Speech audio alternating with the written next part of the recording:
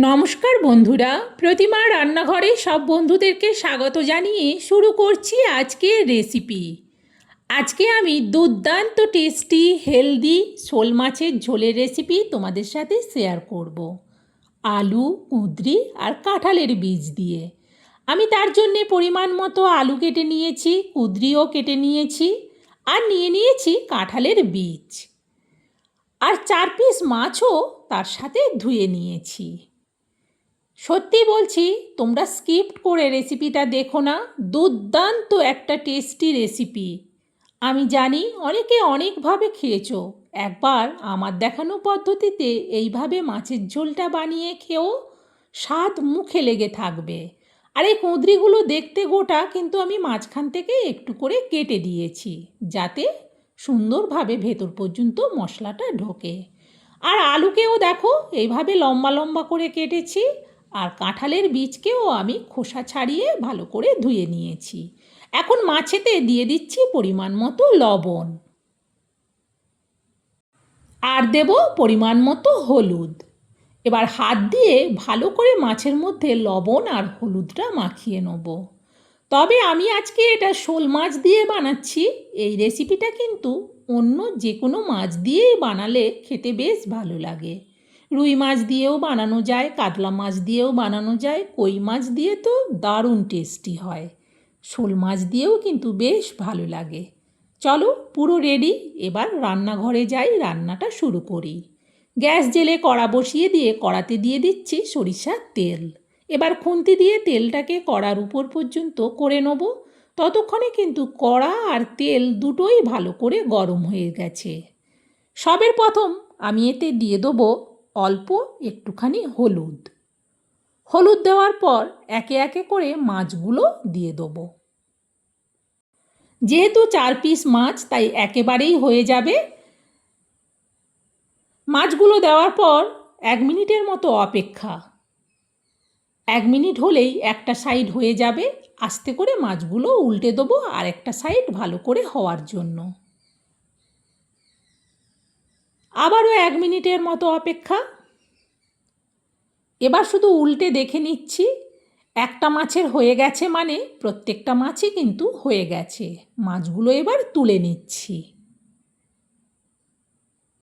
এই তেলেতে এবার দিয়ে দিচ্ছি অল্প গোটা জিরে, তারপর আলুগুলো। একসাথে জিরে আর আলুকে নাড়াতে থাকবো খুন্তি দিয়ে। এতে করে জিরেটাও ভাজা হয়ে যাবে, আলুগুলোও ভালো করে ভাজা হবে।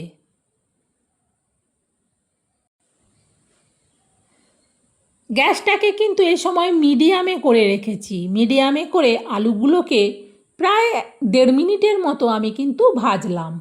আলুগুলো সুন্দরভাবে ভাজা হয়ে গেছে। এখন দিয়ে দিচ্ছি কাঁঠালের বীজগুলো।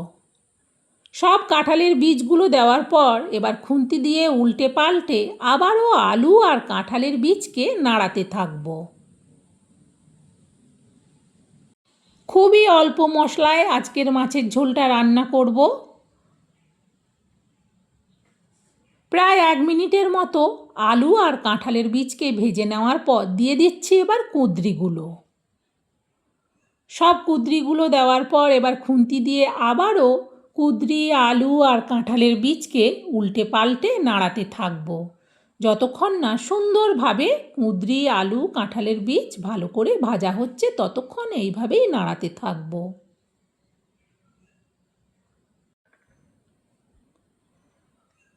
প্রায় আমি 2 মিনিটের মতো সব কিছুকে ভাজলাম।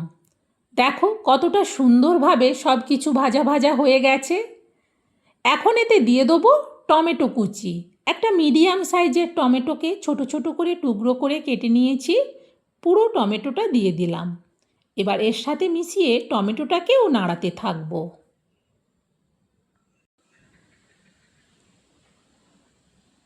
এখন এতে দিয়ে দেবো পরিমাণ মতো লবণ আর দেবো লবণের পরিমাণে চিনি।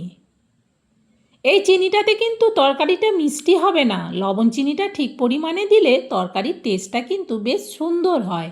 তবে কারো যদি চিনি খাওয়া বারণ থাকে দিও না, তবে দিলে কিন্তু বেশ ভালোই লাগে। এখন দিয়ে দিচ্ছি পরিমাণ মতো হলুদ আর দেব পরিমাণ মতো লঙ্কার গুঁড়ো। আবারও খুন্তি দিয়ে সব কিছুকে নাড়াতে থাকবো।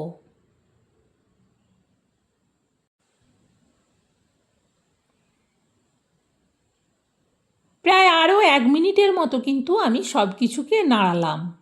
এখন এতে দিয়ে দেবো পেঁয়াজ।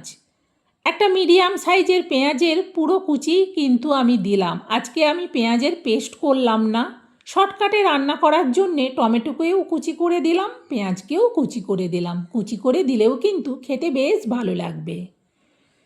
দেখো, লবণ দেওয়ার ফলে সব মশলা কিন্তু গলে একেবারে নরম হয়ে গেছে। বেশ ভালো করে কিন্তু সব কিছুকে আমি কষিয়ে নিলাম। সুন্দরভাবে মশলা, শুদ্ধ সবজি সব কিছু রেডি। এখন দিয়ে দেবো পরিমাণ মতো জল। যেহেতু আমি ঝোল করব সেই জন্য একটু বেশি করেই জল দেব। আর কাঁঠালের বীজ সেদ্ধ হতে একটু সময় লাগে, সেই জন্য দেখো একটু বেশি করেই জল দিলাম। এবার এটা ঢেকে দিচ্ছি, গ্যাসটা বাড়িয়ে দিলাম। ফুটে ওঠার আওয়াজ হচ্ছিল, সেই জন্য কড়ার ঢাকনাটা সরাচ্ছি। দেখো পুরো ঝোলটা কতটা সুন্দরভাবে ফুটছে। খুন্তি দিয়ে ভালো করে নাড়িয়ে দেখে নিলাম। দেখে নিয়ে এটাকে আবারও ঢেকে দিচ্ছি। গ্যাসটাকে এবার একেবারে কমিয়ে দিলাম। মিনিট 3 মতো বাদেই আমি কড়ার ঢাকনাটা খুলছি। দেখো তরকারিটা আস্তে আস্তে ফুটছে। খুন্তি দিয়ে ভালো করে একটু নাড়িয়ে দেখে নিলাম। এখনও কিন্তু কাঁঠালের বীজ সেদ্ধ হতে একটু দেরি আছে। দিয়ে দিচ্ছি ভাজা মাছগুলো। ভাজা মাছগুলো দেওয়ার পর খুন্তি দিয়ে ভালো করে ঝোলের মধ্যে ডুবিয়ে দিলাম মাছগুলো। এবার আমি এতে দিয়ে দেবো কাঁচা লঙ্কা। আমি এখানে 3 পিস কাঁচা লঙ্কা নিচ্ছি। 3 পিসকে হাফ করে ভেঙে দেবো। 3 পিসকে ভাঙতে গিয়ে একটা তো গোটাই পড়ে গেল ঝোলে, আর দুটো ভেঙে দিলাম। আবারও এটা ঢেকে দিচ্ছি, গ্যাসটা কমানোই থাকবে।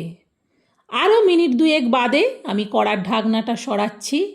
সুন্দর মাছের ঝোলের একটা গন্ধ। বিশ্বাস না হলে যখন আমার দেখানো পদ্ধতিতে বানাবে তখন তোমরাও এই মাছের ঝোলের সুন্দর গন্ধটা পাবে। আমি আলু সেদ্ধ হয়েছে কিনা দেখে নিচ্ছি, কাঁঠালের বীজ সেদ্ধ হয়েছে কিনা দেখে নিচ্ছি। সব কিছু কিন্তু সেদ্ধ হয়ে গেছে। সুন্দরভাবে ঝোলটা আমার রেডি। আর কোনো কিছু করার দরকার নেই। এবার কিন্তু ঝোলটা নাবিয়ে নেব। সত্যিই বলছি, দুর্দান্ত খেতে হয় এই মাছের ঝোলটা। চলো এটা নাবিয়ে নিই। আর ঝোলটা অনেকটা, সেই জন্য একটা বড় স্টিলের বাটির মধ্যে ঢেলে নিচ্ছি।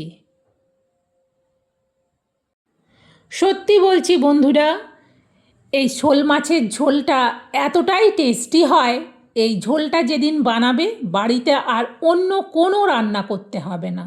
এই একটা মাছের ঝোল দিয়েই যারা কখনো দ্বিতীয়বার ভাত নেয় না তারাও না সেদিন ভাত চেয়ে খাবে, গ্যারেন্টি। একবার আমার দেখানো পদ্ধতিতে রান্নাটা করে দেখো, শোল মাছের এই ঝোলটা দুর্দান্ত টেস্টি হয়।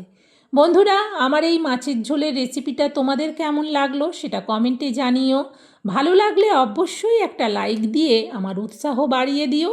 আর তোমরাও এটা শেয়ার করে দিও, যাতে এই দুর্দান্ত টেস্টি মাছের ঝোলটা সবাই বানিয়ে নিতে পারে।